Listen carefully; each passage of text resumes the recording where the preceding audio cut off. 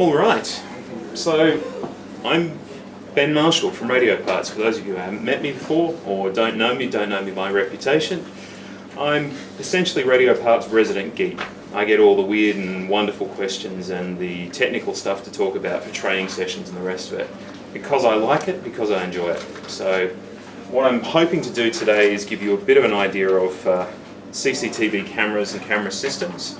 I'll go into some of the technical detail because I know it's important. If you know the technical stuff, you can sell any camera that's in the range for the right job in the right time.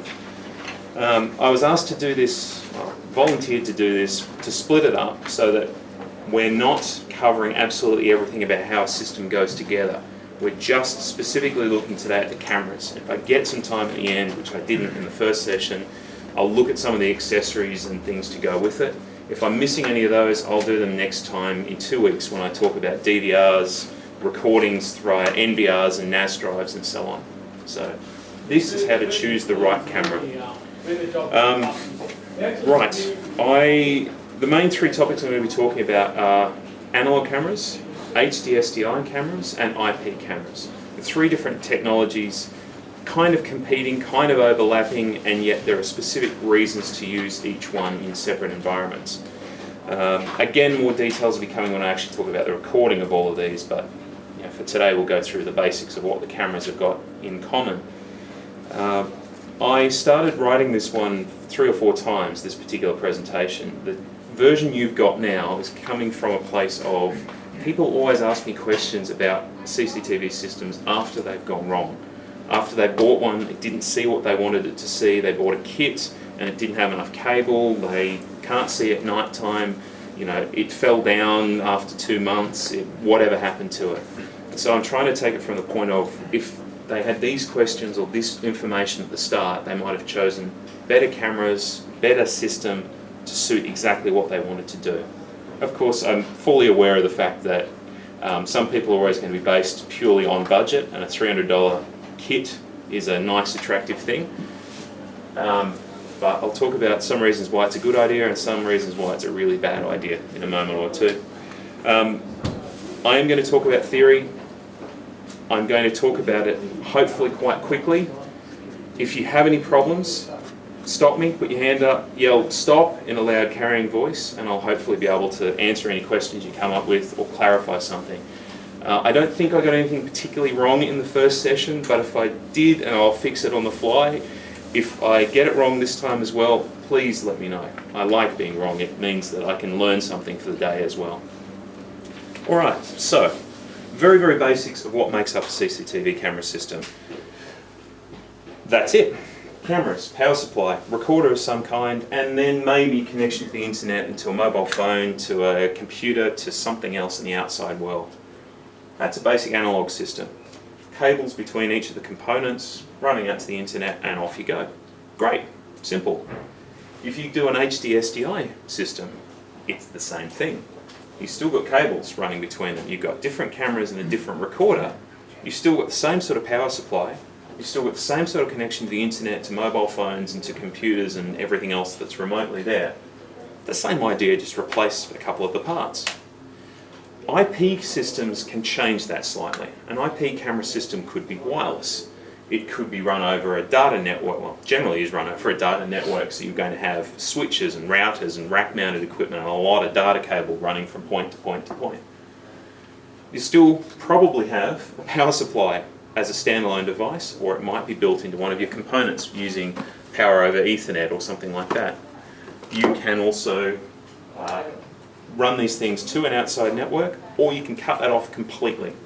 And the idea behind that is your internal camera feeds you might not want to send to every Tom, Dick and Harry that's down the street. The manager doesn't necessarily need to see who's working on a Saturday from home.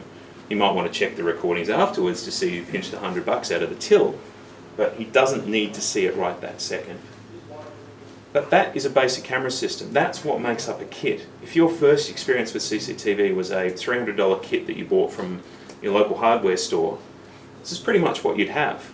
4 cameras, 4 sets of cabling, a recorder of some kind, a power supply might be built into the recorder or a separate power supply, and some basic setup instructions on how to get it online and viewing remotely on your mobile phone. which is fantastic. But there are limitations to each individual part within that might mean it's perfect for you or might mean it is absolutely the wrong thing. So let's look at those three technologies in more detail. Analog, to start off with, is the most common to us. DOS have had a range of analog cameras for many, many years now. Generally speaking, they record from about 480 TV lines up to around about 700 TV lines. As Mike pointed out, my boss pointed out in the first session this morning, there are potentially capabilities to record up to 1,000 TV lines through analog. The factories are claiming they can do it.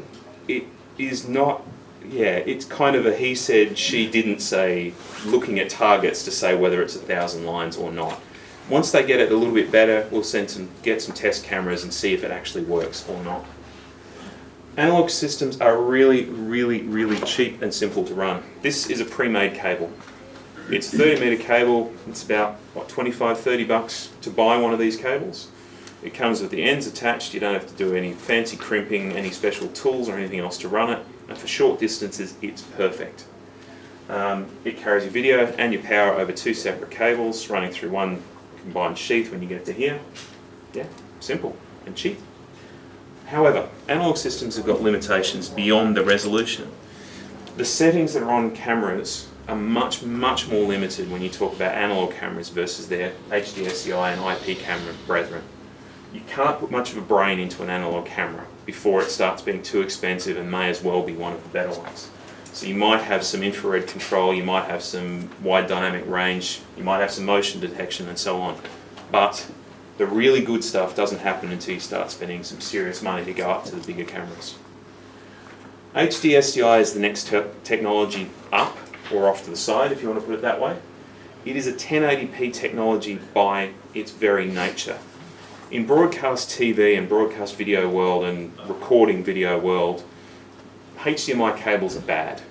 They are inflexible for the most part. They break. Over long distances, they're useless. You can't coil them up on the fly and spool them out as you're moving the camera around with you. They had to come up with something better for it, and HD-SDI is sort of the result of all those technologies. There's even a 3D SDI and other versions now for higher resolution recordings as well. But it runs through an RG59 coaxial cable, exactly the same, or almost exactly the same as an analog system does. If you want to ignore the audio that can actually be sent through true HD-SDI, if you look at only the video, you can run it through a standard RG59 cable with a standard BNC connector on the end of it. And the biggest benefit of that is, if you've already got an analog system in your house or in your customer's property, pop out the cameras that are there, plug in the HD-SDI ones, plug in a new DVR to record those HD-SDI signals, and you've got a high resolution system without having to spend 6 hours running cables through the walls, which is fun. Question for you. Of course. The SDI ones, haven't they got a limitation on what length the cable it can do? Yes, they do. It's, I'm trying to remember. It's about 100 meters normally. Going beyond that, you can actually get boosters that send it further. And they brought out a balun? There is. We're testing it at the moment. You can run HD-SDI over Cat5 or Cat6 to get longer distances, longer runs. We've got a couple of them coming in from overseas. We're not buying big quantities. There might be 10 to 20 in our first order because they're expensive. You're probably looking at balance sets that are going to be $150 to $200 retail. So if you absolutely have to, you can, but you're not talking the same as a $20 analog to Cat5 or Cat6 balun. But yeah, good question. The other things that the two biggest limitations for me for HD-SDI are it's highly dependent on the cable and quality. You wouldn't want to use one of these pre-made leads to run HD-SDI. This isn't the best quality BNC RG59 connection. In fact, I'm not even sure what it is in one of these cables. They're great for short runs for analog stuff, but you can't get the bandwidth of video that you need for HD-SDI through one of these easily. You want to use the separate cable. Our CCTV COM24, so RG59 plus figure 8, works perfectly for HD-SDI, and we've tested that out for 100 meters or more on a reel without any trouble at all. if you're going to a house with existing cabling and they've bought a kit, it probably has similar cabling to that in it. It probably will not work with HD-SDI, but you can try. If it does, fantastic, and you've saved yourself a lot of time and hassle, but your customer needs to know. If it doesn't, you're going to be back for 8 hours running new cables and drawing them through the walls, or however long it takes. So yeah, quality of the cabling is pretty important for that. HD-SDI coax is actually better than RG59. It's better structured, better made, better specs internally, but it will work over RG59, providing it's decent. So if people ask you, you just recommend RG59? Yeah, absolutely. Yeah, CCTV COM24, RG59, if they've used, it's one of the reasons why I prefer not using pre-made cables with jobs to start off with. A professional installer who wants to save time can find other ways to save time rather than using a cheaper or a simpler cable to do it. For somebody who's running their own analog system at home and wants to do it quickly, pre-mades are fantastic, but for everybody else, use the real cable, use the real crimp tools, use real soldered DC plugs or screw down DC plugs. They'll make your life so much easier by doing it. You're talking about RG59 copper to copper? Yeah, absolutely. One last thing on HD-SDI, they're a technology that kind of sits off to the side from the mainstream. Most people go from analog up to IP. HD-SDI is off to the side. The quality's there with IP, the features can be there with IP, but there aren't as many people doing it, which means there are less options with cameras, lenses, and the recorders to go with it. You try to find an HD-SDI DVR, there's 2 that we currently can range. A 4-channel that we buy in from overseas, and a couple I think that NES Corporation do. They're good DVRs, they work really well for HD-SDI, they're fantastic, but if you want more features, if you want extra stuff, if you want things beyond what those couple have got, there aren't that many options even in Australia to do it. It is more of a replacement system. If you're running a new wire, a new system, you're probably going to go IP first over HD-SDI. But if you've got an existing building with cabling that you can't get through and do anything with, HD-SDI gives you an easy upgrade path to go up to high def without too much drama, we hope. Which moves me on to IP cameras. Now, IP cameras, typically they record or they're working at 720 high def, 1080p high def, full high def. And some test ones and specialist purposes are running high resolution versions of those as well. You can actually run lower. There's no theoretical lower limit or upper limit to what you can run with IP. I've got a couple of little cameras that I'm running at home, which are 480p and 720p cameras, and they're often better to stream in 240p. I know what's going on, I just don't need the detail. Unique camera options are also part of an IP range. You can get hemispherical cameras or fisheye cameras. So put one right back up in the center of the ceiling with a 5 megapixel image, 5 megapixel sensor, and what it does is it digitally splits that into 4 separate sections. So I get essentially 4 cameras firing down in each direction. And the software is smart enough to map that odd curved shape onto a flat surface and give you the right image and give you the right video feed that you need to do it. Hemispherical cameras are awesome. They're not cheap, but they're awesome. They run over data networks, so standard Cat5, Cat6 will do the job. Even Cat5 is okay for most of them. They may run local power. They might run power over Ethernet, so you look for PoE on your switches and hubs and routers and so on for it. One thing you need to notice though is that there are different ratings and different power requirements for each camera, the same as there would be in an analog world. So just because it says needs PoE, has PoE, doesn't mean the two products are going to work together properly. If this thing doesn't have enough capacity to supply enough power to do that thing, the thing will fail or this thing will burn out. So manage your cameras very carefully, look at what all their power requirements are like you would for any other system, and make sure your gear can handle it. Wireless options are fantastic with IP. They run on 2.4 gig or 5 gig networks. You can run wireless access points like the Ubiquities, you run nano bridges which will give you 30 kilometers in the right environment or more. So you can link a camera from that end of your property where the fuel shed is right back to your house, so you know what's going on even though it's 20 or 30 kilometers away. Awesome stuff. You can't do that with analog easily. Analog wireless connection might get you a couple of 100 meters if you're lucky. And they tend to be pretty spread, so you get a loss of signal in all directions, and your image quality at the other end is not necessarily so good. But wireless with IP works very, very nicely. They're smarter cameras, generally speaking, but they're more complicated to get right. Because they have 1,000 options, making sure you get the 10 right that you need to get right might take you more time if you're not used to doing it. So, yeah, good fun to play with. And one last kind of drawback or option with it is 1080p recording through a network. One signal, not a problem. Most networks. You can handle that amount of data going through and doing what it does. If I run 2 cameras now, 4 cameras, or 8 cameras, or 16 cameras, I need some really robust network hardware to be able to handle all that bandwidth. Otherwise, I could cause crashes on the network because too much data is going to the wrong place and not switching properly through it. So good quality network hardware helps. The other option is to have 2 separate networks. Have my IP camera network on all these cables, and have all my data network on these cables, and I put some sort of, I put a NAS or an NVR or something in there that connects into the other one that says, here are all the cameras from the other network. It's easy enough to do it, and if you've got the capability to run the cables to do it, it's well worth it. Brands today. I'm not talking about DOS cameras or whatever, but I would like to mention that we don't sell a lot of IP cameras, I think because most people don't know that we can actually get them. We don't keep them on a shelf normally, but we can get them from Melbourne suppliers within a day or two, generally speaking. The most common ones we probably use would be Vivotech, a cheaper professional camera.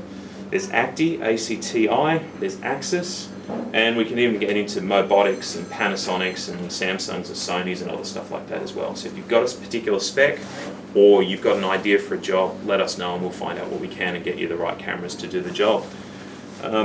My last thing I wanted to say about IP cameras specifically is in my own head I divide them up into 3 ranges.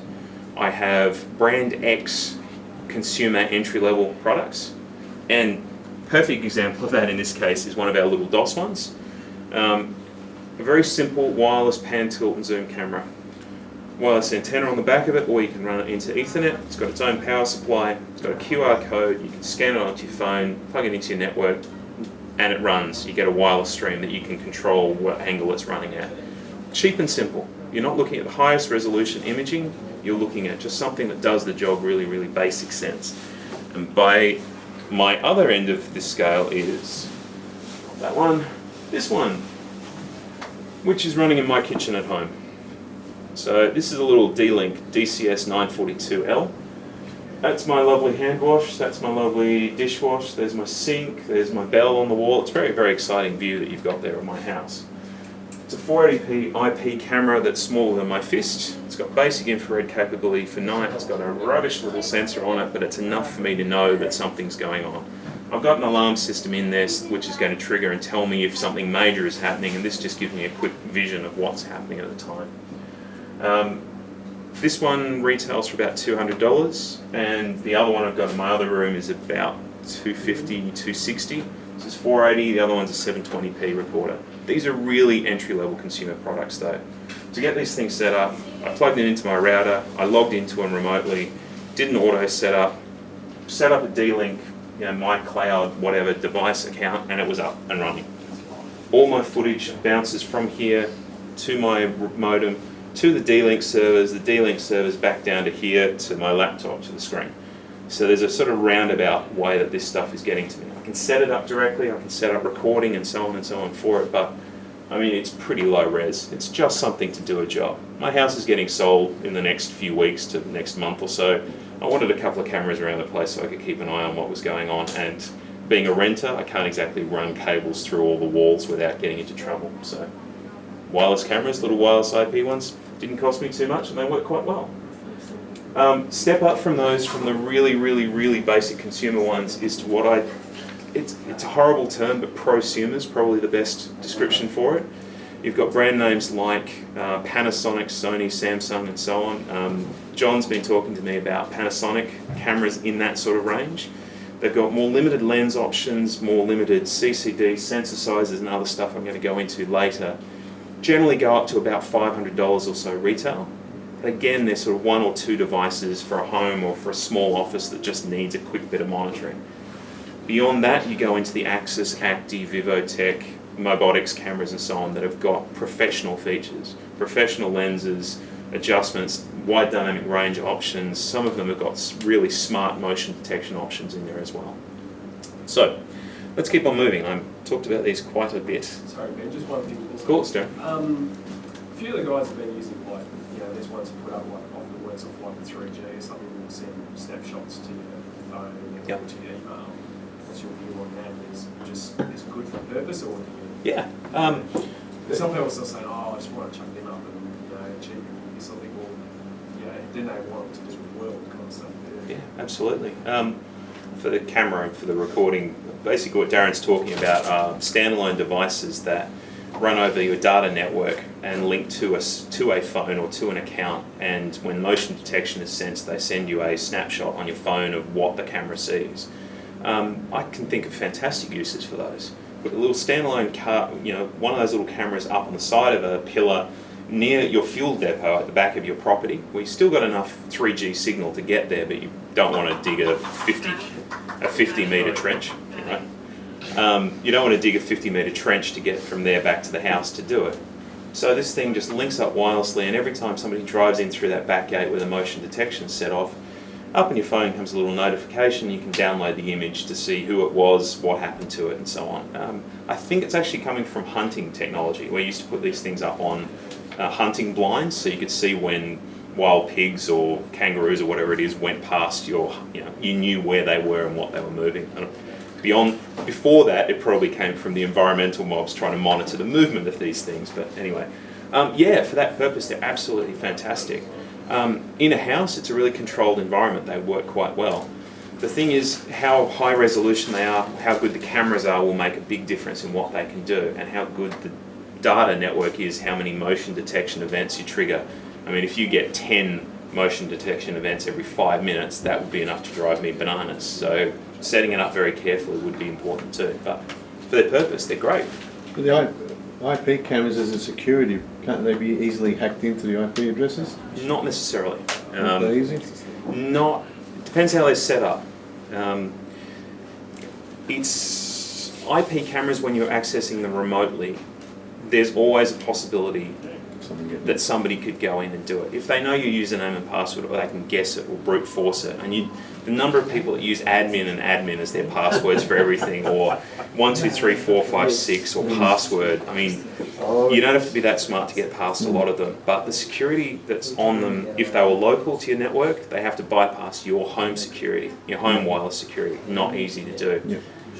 If you're remote and you're trying to log in, you've got to know what port you're going for, and you still need the username and password. There are ways around it, but it's pretty difficult. And you can also, it's something that's probably beyond what we're talking about today, but when you set up the software for things like this, I can set up IP addresses that are allowed to access it and other ones that aren't. So I put my phone's, if I had a static phone IP address, I could put that in there. I could put in their work IP address from there, and maybe my flatmate's wireless IP address, and only people at those places using those networks can log in. Doesn't mean that Steve couldn't log in using one of the computers here if he wanted to, because it's still on the same IP address, but it does lock it down a lot more, and you won't get the stereotypical Russian hackers trying to get in and have a look at what's inside your house. The other side of this is you've also got a certain amount of security through obscurity too. Nobody wants to see my kitchen sink, so I'm less worried about showing you what that is or how that works. If I had that focused on the safe that's buried in the backyard with my golden the Ark of the Covenant, if I had the video on that, then probably I wouldn't be sharing that with everybody around the world, but it's the way it goes. And that's why a lot of corporate networks are locked down. They don't have remote access for it. It's all internal, so works really well. Just quickly, I know you're going to talk about DVRs next. Yeah, in definitely. Fortnight. Well, the other storage, like HD-SDI to analog, roughly, is it a ratio? Is it 4 times more? Or? Well, you think about it in terms of 576 line or 540 line D1 recorder. to get to high definition, you're roughly 4 times as much, to 720 odd range. Okay. To go up to 1080 range, you're roughly 4 times again the amount of resolution. So it could be 12 to 16 times the amount of data. Oh shit, more than... Yeah. So it also depends It's a a lot on geometric progression, it's not a... yeah, it's not a straight thing, and it also comes down to the compression methods that you use too. H.264 versus MJPEG versus MPEG-4 and whatever else, depending on what formats you choose, will make a difference there too. And yeah, you're right, it is a geometric thing. It's not linear to 16, but it's significantly more data. Yeah. Okay. So that's slide 3, and I'm 20 odd minutes in, so I'm going to have to try and burn through some of this a little bit faster, otherwise I'm going to keep you here all morning.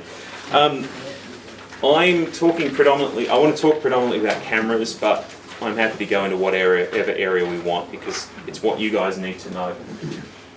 This is my view of what you need to know to pick a camera. For an IP system, an HD-SDI signal, from an analog system, it doesn't matter. These are the basic things you need to know. You need to know if your camera has a fixed or varifocal lens. You need to know about the resolution and compression that's in the camera or that you're dealing with. Whether it has something like wide dynamic range, whether it's a day, night or indoor, outdoor. The last one should be pretty self-explanatory. You look at a camera and it looks like it's made of marshmallow, it's probably for inside use. If you look at something and you could shoot a shotgun at it and it wouldn't dent it, then it's probably outdoor vandal-proof camera. Day or night, look for infrareds, don't look for infrareds. Yeah, it gives you a pretty quick guide on what's going on. This is also where a lot of those pre-made kits fall down, because you're not thinking about any of these things when you do it. You're thinking about the fact, I want 4 cameras for somewhere, somewhere, somewhere, and somewhere at my house. They're roughly 20 meters away from the main unit, so the kit comes with enough cabling. I've got a box to record it. That's it. I'm done. The problem is, if your well, actually, here's the opportunity for you. If your house is perfectly suited to the average house that they're looking for, if your driveway is only a certain distance, if you only need to see so much detail at your front door, your back door you're not worried about covering the entire backyard, but you want to cover that section of it. If you only need to see 5 to 10 meters at night time using the built-in infrared, why wouldn't you go for one of those kits? 300, 400 bucks, it's cheap and simple, and it works.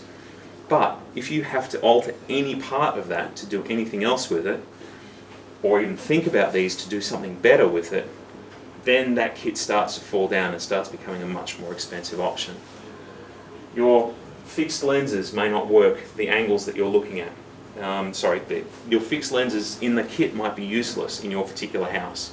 Your driveway is 10 meters wide because you've got a 3-car garage, versus the guy who's got a single carport that they're looking at when they designed the kit. Your backyard is a wide backyard rather than that basic, let's look at that wedge of your backyard that they looked at when they made the kit. This is where most of my questions come from, most of the questions to me come from, and I know for you guys as well. It's from people who already have something and want to know how to make it better, or they want to know how to fix the limitations on what they already had, and that could include facial recognition, license plate stuff as well, which I will go into in more details very, very soon. You cannot judge a camera by its looks. These are 4 cameras. Obviously the manufacturers have shared the tooling for the outside of them. This one's actually smaller than the others. I've faked it a little bit by making it look, was messing with my sense of neatness by having it smaller than the others, but you can see the outside shells of these are all very, very similar. They're from completely different manufacturers with completely different internals. The one on the top left-hand side is a fixed 6mm lens and 600 TV lines. This little one's got less infrared. It's a 4mm fixed lens with 540 TV lines resolution. Bottom left-hand corner is not bad, 2.8mm to 11mm lens, which tells you it's a good Korean lens. It's got 700 TV lines. It's got an FEOE DSP chip, and I'll go into that later on, but FEOE is the entry-level stuff. So it's less good in outdoor environments where there's a lot of lighting differences that can cause problems.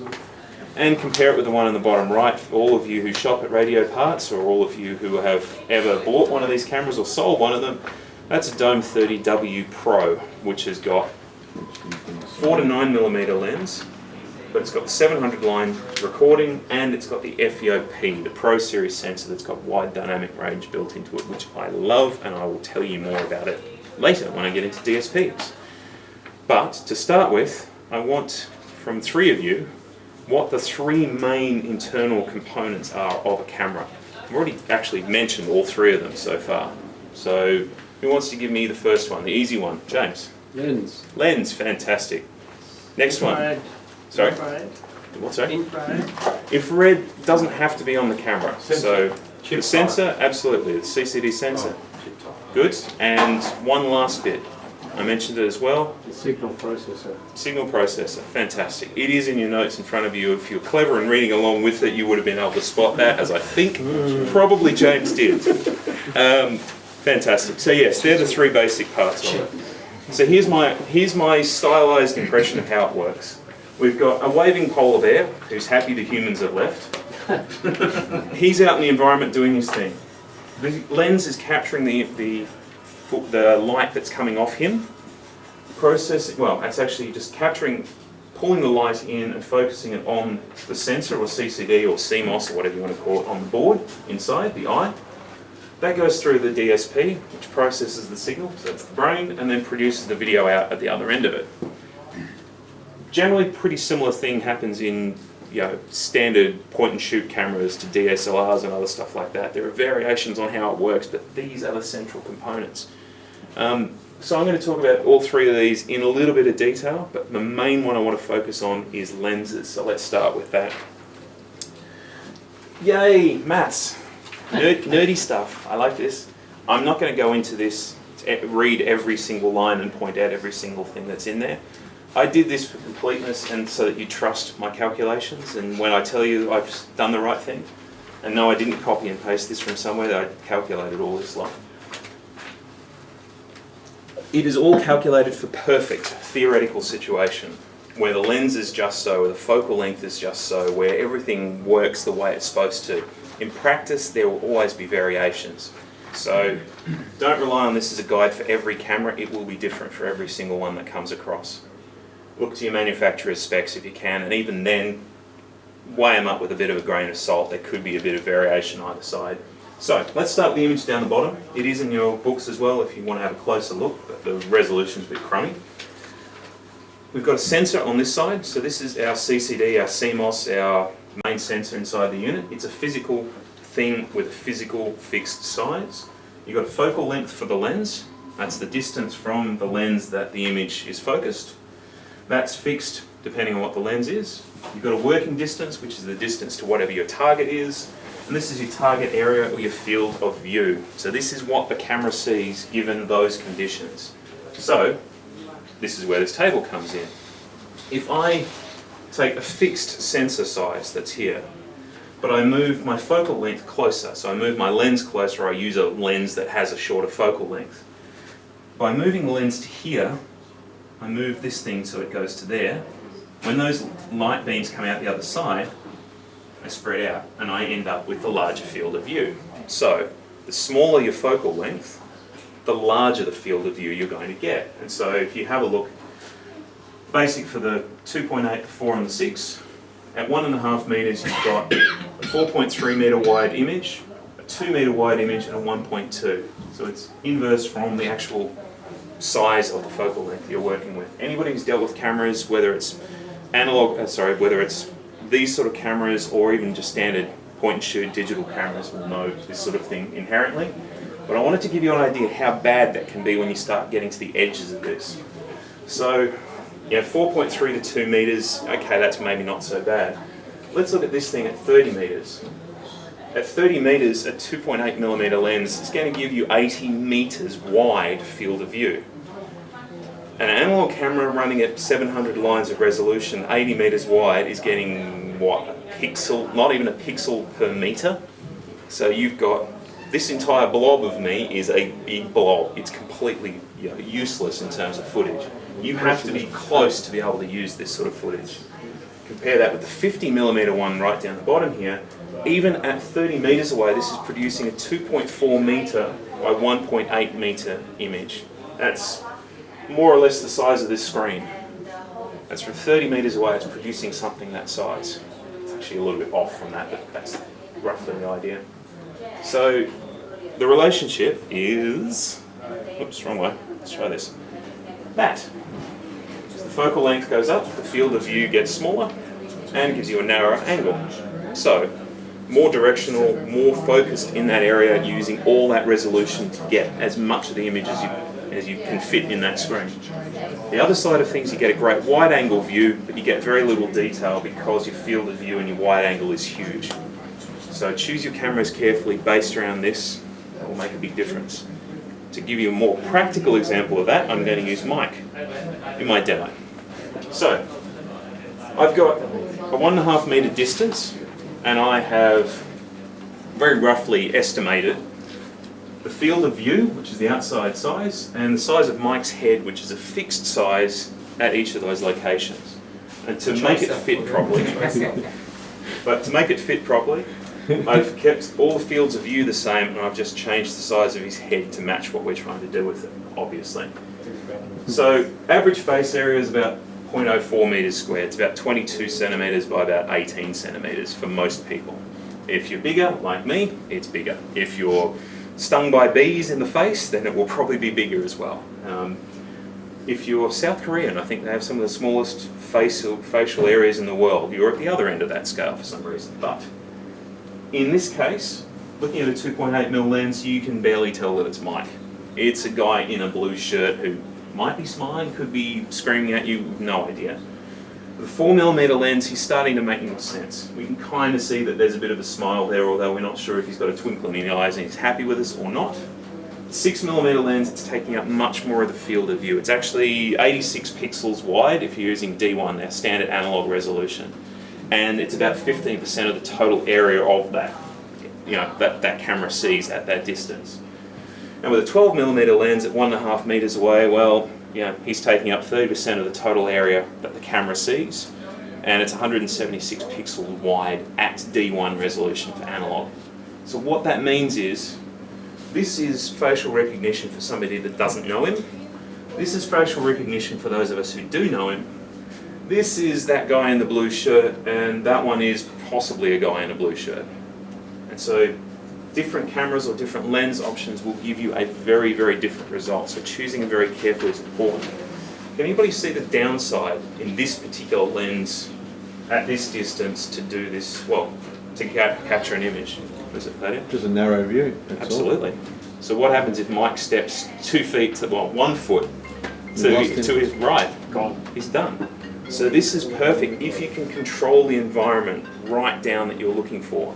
So think about doorways, think about stairwells, think about narrow alleyways, think about car parks. You want to capture the bit where they're coming into the car park. It's less important to see where they go when they get in on this camera, but if you want that license plate, you've got to get them where you've got the narrowest field you possibly can, where you can use all of that detail in the smallest area you possibly can. Otherwise, yes, you can end up with some dramas. So I think what I said in the first session kind of works for me in that any camera is a facial recognition camera. Any camera is a vehicle license plate recognition camera if used correctly and used in the right environment. You choose the lens right, you choose the location right, it will do that job for you. It might mean in the case of the 2.8mm lens that you are 30 centimetres from somebody's face. So you've got it on the door frame as they walk past it. Okay, that might be where you get facial recognition there. If you want to try and get a license plate from 100 metres away, you better hope you've got one hell of a lens on there and you've got one narrow area where you can actually get that camera to focus right in on. And of course the resolution of the cameras makes a difference too, but I'll get to that as we move on with some of the other stuff. Alright, vehicle license plates and facial recognition are some of the most technical things to get right about CCTV systems. So ask the questions, find out what you need to know your areas very, very carefully, and you can choose the right thing to do the job. Alright, and it's number one sort of customer dissatisfaction with CCTV systems is when they don't see what they wanted to see.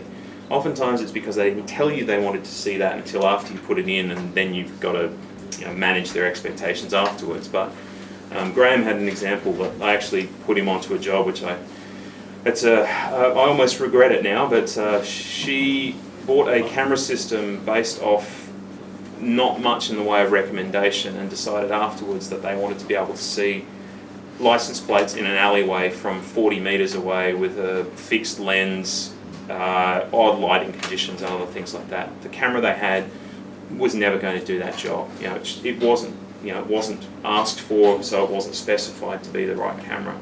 So if you can find all this information out first and ask these questions of your customers, they won't be coming back asking you about it afterwards. They'll hopefully be asking you back to do their business as well and do their neighbour's house when they will ask for a recommendation. So the maths, unfortunately, although it's slightly dull, is important to do it in the first place.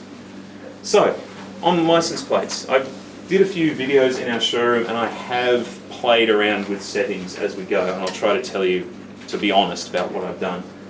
That should be 7 metres, not 5 metres. I made a boo-boo when I printed it and I forgot to fix it between the two sessions, so bear with me. This first system is 2 metres away from our IN15 Eco, which is about our cheapest camera. It's limited resolution, fixed lens camera, but at 2 metres away I can clearly see my fake license plates on the box over there. Right? No problems with that at all. That's 2 metres away. I go to, let's have a look, 5 metres with the same camera. Actually it's 7 metres here, that's a little bit further away. At 7 metres I can kind of get what the top line is, but I'll be damned if I know what that is underneath it. But just the data isn't there. The camera can't pick up enough detail at that distance.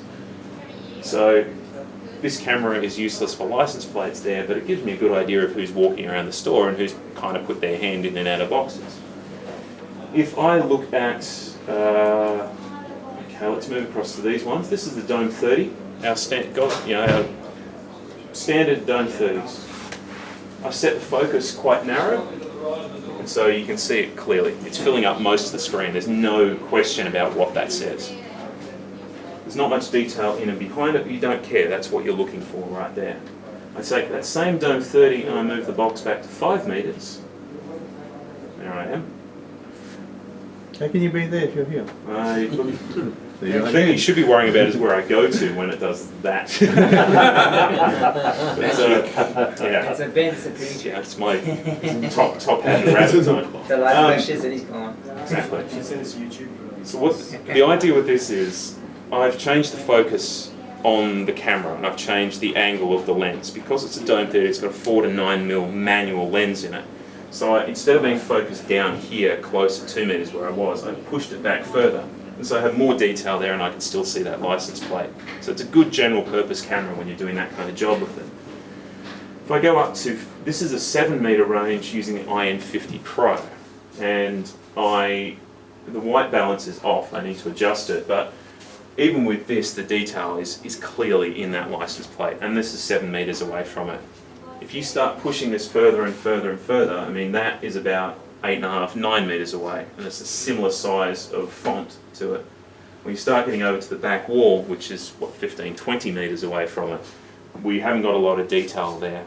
So moving the focus on the IN50 further, narrowing that field down further means you'll capture less of this, less of that, but in this section through the middle, you should be able to get better detail through there as well. So that's the IN50 Pro, and the 3 middle ones are actually 1080 recordings at the same ranges. Yeah, what do you expect? 2 metres away with a 1080 recorder, you can see it. This one's 5 metres away with the same recorder. It's a lot smaller, but it's still clear. Go down to the 7 metre away one, and yes, it's still clear. Because it's 1080p, there's more data there too, so if I have to zoom into it, I can actually pull the information out that I want to. So, very, very useful. So there's my little videos from the floor. And that's all I really wanted to say about lenses. So we got the idea, we know how they work and what they're used for and how to choose the right one. Okay? I got one. Of course. If that's inside. Now if you're Yes. outside and you've got the sunlight Sure. facing into the lens, there's actual special cameras and that do that too. There are, definitely. That'll phase out the sunlight and also focus in on the actual... Yeah, absolutely. The question basically comes down to what happens if the conditions aren't perfect. You know, you could be inside and you've got flickering lights. You could be a doorway that opens to the outside world. You could be outside in an alleyway where the light is there for 2 hours of the day and not there for the other hours, you might have cars with headlights going through and the rest. Yes, there are technologies definitely to do that. They're built normally into the processing chips that are in there, so I'll talk more about them when I get to those, but keep your eyes and ears open for WDR. It's one of my favourite technologies for a reason. So, and I've got some good videos on that too. Alright, moving on to the sensor. This is again a bit nerdy. This, in fact, I'll be really quick on. A sensor, its sole job is to pick up the light that comes in and convert it to an electrical signal. That's it. The bigger the CCD or the sensor is, the more light it captures, which means better low light performance. It can also mean better colours, better performance in brighter conditions, and so on. And you can see, these are all in millimetres, these sizes, but that's a 1/4 inch chip, a 1/3 inch chip, and a 1/2 inch chip. And you can see they're physically bigger sizes. The 1/3 inch is probably the most common. Those little cameras I've got at home have got 1/4 inch sensors in them. So no matter what the lenses are, they're always going to capture less light. In fact, they're pretty hopeless at night time. Infrared on, it kind of helps, but it's still, you know, you can't tell the difference between a potato and a human being for sure. I did want to point out one thing that I missed on a previous slide.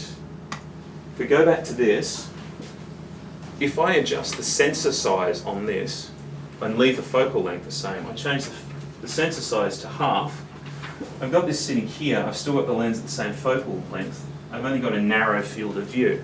So if you change the sensor size down with the same focal length, you're going to get a narrower field of view and a narrower angle of image. Conversely, if you go to a larger sensor size and use the same focal length, you're going to get a much wider field of view. It's just basic optics, that's how it works. So because a 1/4 inch camera's got a 4mm sensor on it, a 4mm lens on it, is not the same as a 1/3 inch camera with a 4mm lens on it. Both of those two work together. You need to be sure of what you're getting. Most professional stuff will use a 1/3 inch sensor. It's rare to find a 1/4 inch in high-end stuff. Some have got a 1/2 inch sensor. There are 1 inch sensors in some components as well. So yeah, so sensors, pretty simple.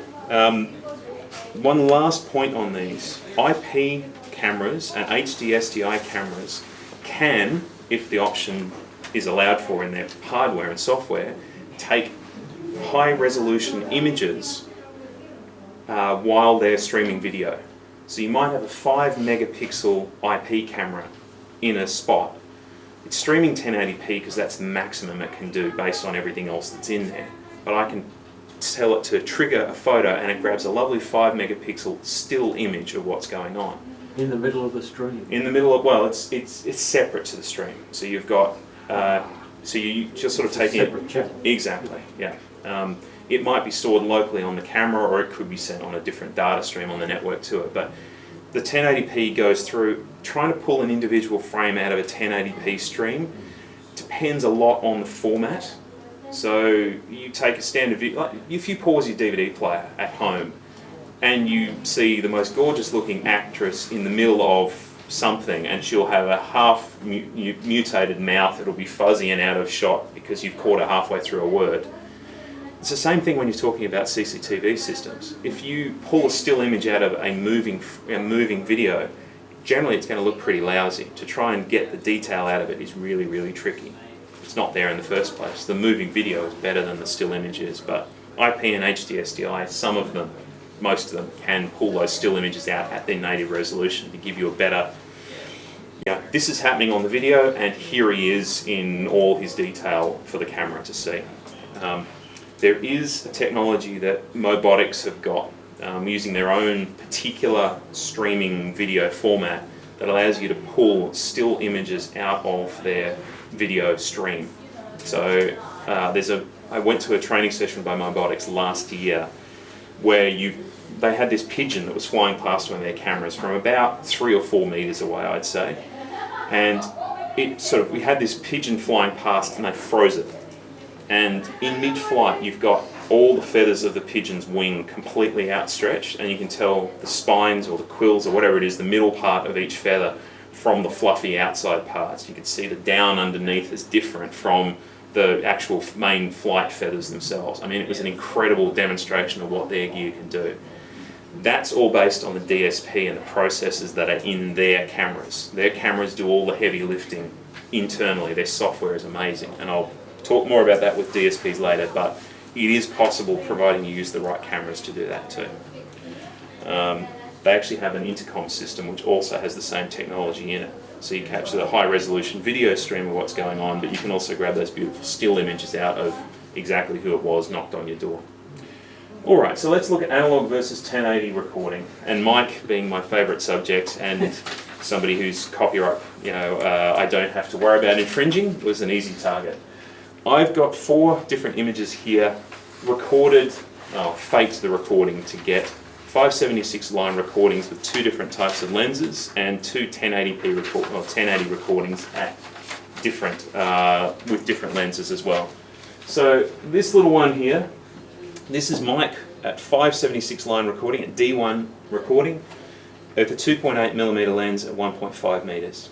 Okay, so a wide angle lens, pretty close in. If I try to blow this up to get any detail out of it, well, sorry Mike, you become a Mr. Potato Head. I can see that he might be wearing something blue on, and that he's got gigantic black eyes, but that's about it. So if anybody that doesn't know him wouldn't know who that was. Move down to this one, which is again 576, but it's a 6mm lens at 1.5 meters away. I blow it up and I can't quite see if he's happy or if he's grumpy. The smile is okay, but I can't see if he's got the laughter lines around his eyes. Did you say this is a 4mm lens? 2.8 in the first one, this is a 6mm lens. Yeah. The one in the middle at the top, that's a 1080 recording, also with a 6mm lens. So what it does, hang on, wrong screen, let's do that again. Here we go. I've got all the detail I can want in it. I can easily recognise that's who he is. That's true facial recognition by the time you start doing that. Even this is pretty close to it. If you didn't know who he was, there might be some things about it that would get him off, get him out of trouble, as it were. But this is a 1080p recording with a 12mm lens at 1.5 meters.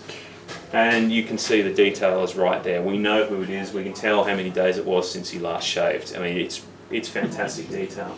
So the other part of that equation early on, when we're talking about lenses versus focal lengths versus fields of view and distances and all the rest of it, is even with the same lens, that's a 576 line recording at 6mm, that's a 1080 recording at 6mm with a 6mm lens. The difference is huge between 4 times the resolution. Yeah. So choosing the right camera for the job makes a big difference with the resolution as well.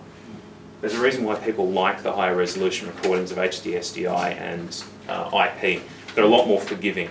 Even if you don't get the angles quite right and the distances quite right, you've got a lot more native data to work with, so you can do more with the image afterwards if you have to.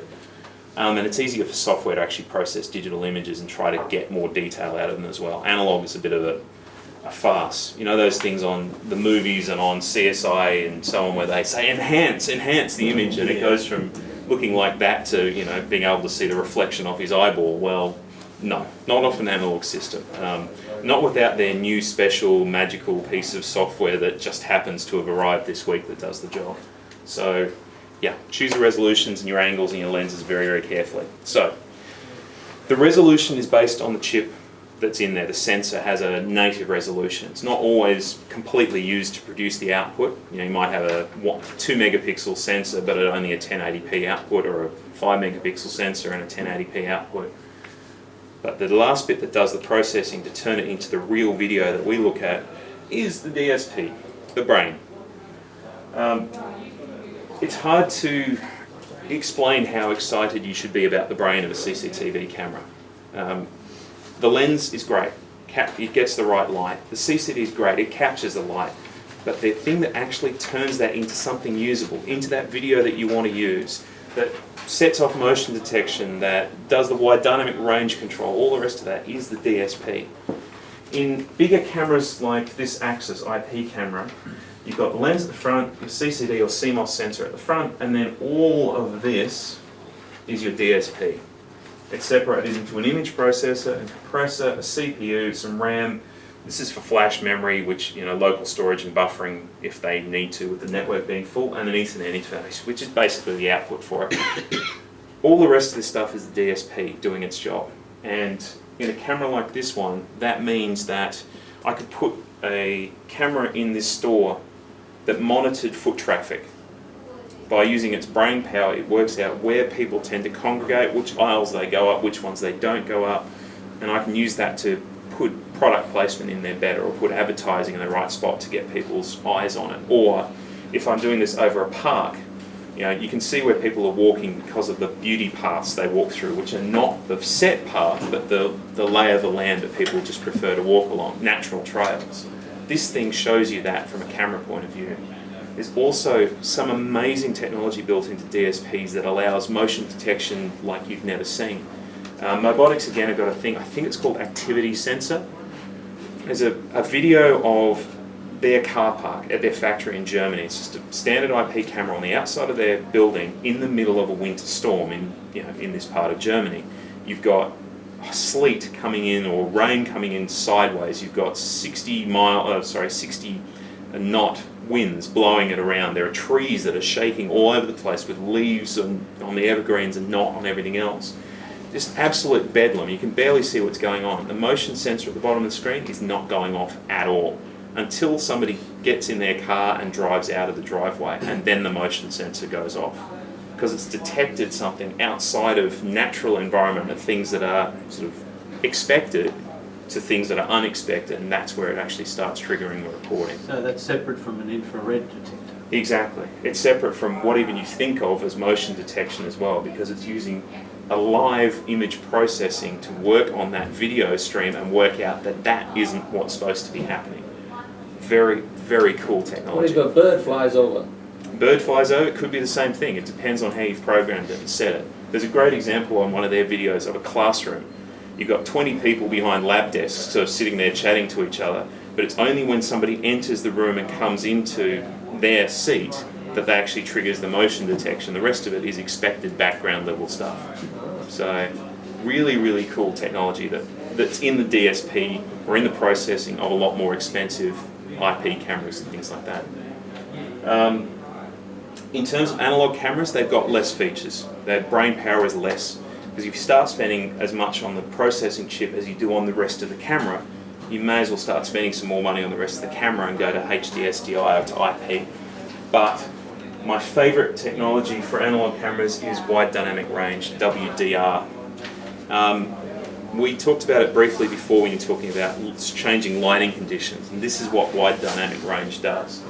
I know that Darren's done some presentations on this in the past for different people, and I know that most of you know what WDR is already.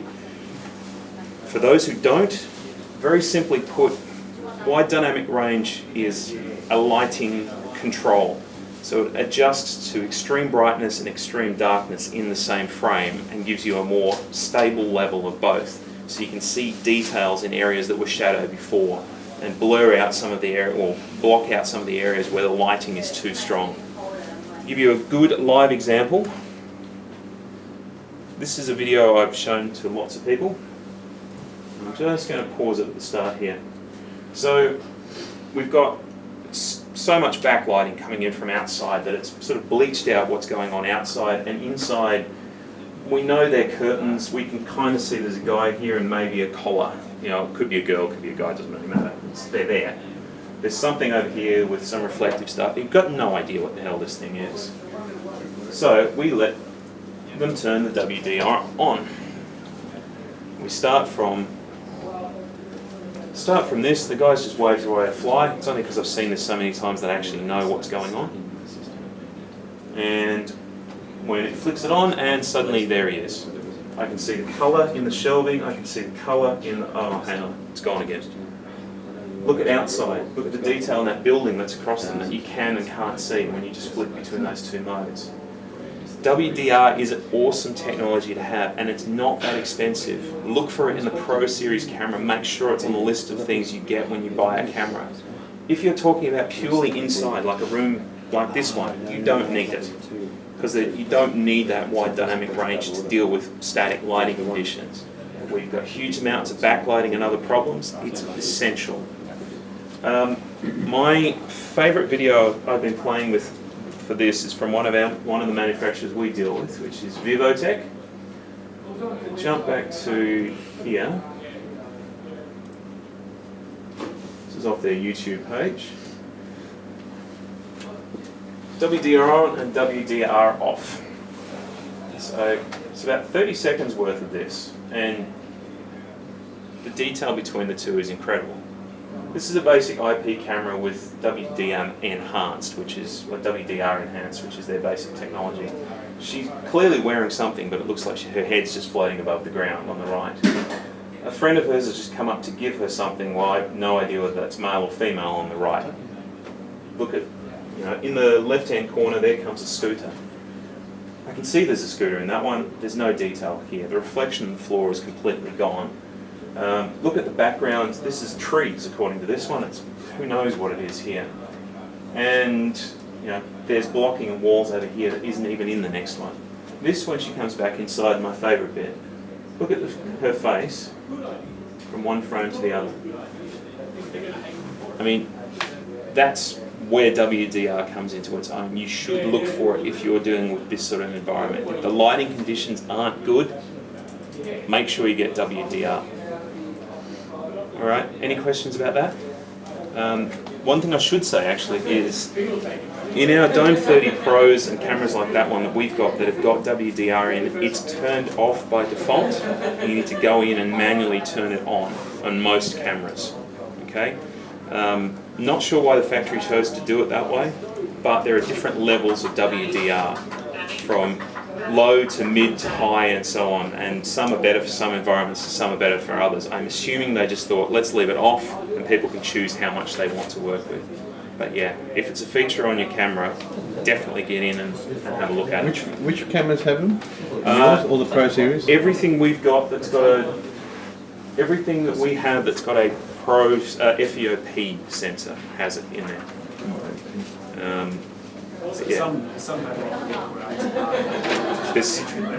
There are cut down versions of it, things like ATR, as Darren said, which is automatic tone reproduction, I think. It's kind of like WDR, but yeah, essentially. WDR's got a lot more processing. Proper WDR has a lot more processing levels, so a lot more between pure white and pure dark. WDR is also tech you need if you've got things like headlights shining into a camera lens to be able to deal with it. If you go to YouTube and search for WDR plus, I think Vivotech's got a good one, but Axis and Acti and Mobotics have got all their own versions of it too. A car sitting right there and you've got two headlights into the camera, you turn WDR on and there comes the license plate. Turn WDR off and the license plate disappears because of all the bloom of light from those two car lights. There are differences between different versions of WDR. It's a processing thing after all. The smarter the camera, generally the more expensive the camera, the better the WDR, the better the performance is going to be. But yeah, professional IP cameras with WDR are probably going to start anywhere from about $800 to $1,500 or so for a camera that's decent.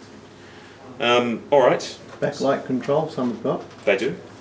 Backlight control is a good start, but it tends to apply a filter to the whole thing, so you end up with some areas that are dimmer than they were before. You still see some detail in there, but they're not quite as nice, unfortunately. So, based on everything we've talked about the three different about the lens, the sensor, and the DSP, I've got the specs for 3 cameras up here, and I'd like some volunteers to give me environments where you would use each of these, starting with the Axis D55 3 megapixel dome camera. So having a look at this list here, what instantly sticks out at you? Joe? What do you think? You can't see past everybody else in front of you. I probably picked the wrong person there. Do any of these, any of those features stand out as more than others to tell you what job it should be using? Small room, no sunlight. Indoor. Yeah. Training room. Absolutely. Small, 6mm fixed. Is that the lens? Yeah, it's the lens. Yeah, at the top. it's Yeah. So it's a fixed lens, So you got a wide angle. fairly wide, yeah. So you probably wouldn't want to put this as a doorway camera or something like that. You've got a lot of detail, but you No WDR, so it's useless if you've got extreme lighting conditions. No, maybe a foyer or something. Yeah, foyer's not a bad idea, facing back in towards the building. Rooms like this one, probably pretty good. The angle that it's at would give you a good view of this room. 1080p record, 1080 recording at 30 frames is a nice recording type as well. So yeah, good indoor dome camera, and it has got a 3 megapixel sensor in it too. So you can, again, take those still images alongside. So if you're using it in a shoplifting sense or something like that, theoretically you could have your stream going on and your security guy just pings the guy with a 3 megapixel image to make sure he's exactly who he says he is, or she. So, going from the Axis across to another IP camera, the Vivotech. Okay, I quite like this camera. It's got a fair few features that are quite nice about it. Can anybody point out some main ones and give me an application that you'd have for it? It's got a 1/2 inch LED sensor. Not quite, so 1/2.7, sorry, it's a bit hard to read from back there. So these are all about a 1/3 inch, slightly, yeah. There's a variable lens as well. It is a variable lens, it's also a remote zoom lens. So in a control room you could zoom in and out on something. So somebody coming through a driveway, you could zoom in on their number plate and then zoom out to capture the thing. So that's nice. Be good for sort of a commercial car park. Definitely. Where you've got variable lighting. Yeah. And you need the quality. Yeah, absolutely. The only thing I would say with it is the 3 to 9 millimeters still means that you'd want to be fairly close with it. We're talking above the boom gates or just in front of the boom gates looking down or something like that. Maybe on a guard's shack looking alongside them or something there. Again, 1080p, yes, it's got WDR and it's got full outdoor rating. In fact, this is a vandal-proof dome. You could shoot this thing with a shotgun apparently and it wouldn't cause it any troubles. I haven't tried that, but it's one of my list of things to try. So yeah, pretty good, good capable camera. It's got a certain amount of infrared performance for nighttime as well, and with the sensor that it's got and the DSP, it should do a really good job at nighttime. And last, but I don't think least, is our humble little Dome 30W Pro. And I know that most of the guys here have sold a lot of these, or its grey alternative. Why do we sell so many of them, do you think, James? Pretty versatile. You can use them indoor, outdoor. They've got a good resolution, they've got a very good lens on them. They've got WDR, so you can use them inside, outside, extreme lighting conditions. Yeah, exactly, yeah. Very waterproof as well. That's it. It's probably... The price point's good too, yeah. Not so much. Yeah. Most people buy the Dome 30. Sure. But the difference between this and the Pro and the other one is that this has got that wide dynamic range in it. So if you're dealing with those extreme lighting conditions outside, you've got to go for these Pro cameras. Rec retail on this one I think it's under 200, might be 180 or 189, something like that. And the Dome 30 normal version is about 135. For the extra $50 or so to get that extra performance for WDR and a couple of those other things, yeah. So sorry, Ben, so when with the WDR, you've got to actually activate it. You do, in most So cameras. it's not factory default to on? No, because there are different stages and different levels of WDR. I'm assuming the factory decided that people could choose whatever they wanted to. And because they were putting it in the hands of professional installers, they would go through all the menus and play with all the options anyway for it. It's what I'm assuming they're thinking, whether they thought that much or whether they just didn't tick it in the factory settings, I have no idea. So do you have different settings of WDR in one You can camera? have different scales or different levels of processing for it. Within one camera? Yeah. So some higher level stuff will block out more obtrusive lighting, but it's not as good at capturing the details in the dark. With a lighter WDR level might be better in an environment where it's less bad, if you know what I mean. So anyway, most of them have that capability to switch it up or down, or in some of them it's even a sliding scale of how much you want to tweak it to do the job. So cool, yeah, the Dome 30W Pro is a good familiar camera that we've sold a lot of. Alright, my last little thing. I only mentioned very briefly, but a lot of these IP cameras have also got micro SD or micro SDXC or micro SDHC card slots on them. A lot of people think that's for local recording, and it can be, but more often than not it's used for buffering. So that when your network is congested or there's a problem with what's going on in the network, it stores a bit of footage there, and when the network clears, it can just shove all of that back down to the recorder to do its job. without losing that footage as it goes. So it's a clever feature, but it's also something you need to sell on top of the cameras themselves if you're doing the job. Okay, my last slide, my last main point. What can a camera see? Depends on the distance to the thing you're looking for, the size of the thing you're looking for, the lenses of the camera that are involved in looking at it, the positioning of the camera, the resolution of the CCD, the sensor inside, the lighting conditions you're in will make a huge difference. I had a guy in Queensland who we had his camera come back twice. It's weird ghosting, only at night time. And he swapped it over, used other cameras in exactly the same environment, and still had the same problem. It's one of the Dome 30s, and I was pulling my hair out because it worked perfectly here when we tested it at day and night. Got it up there again the third time, and we got him to plug it in his garage, and it was working perfectly there. No ghosting, no fogginess, no nothing on the lens. Put it on the outside of the house, and instantly it happened again.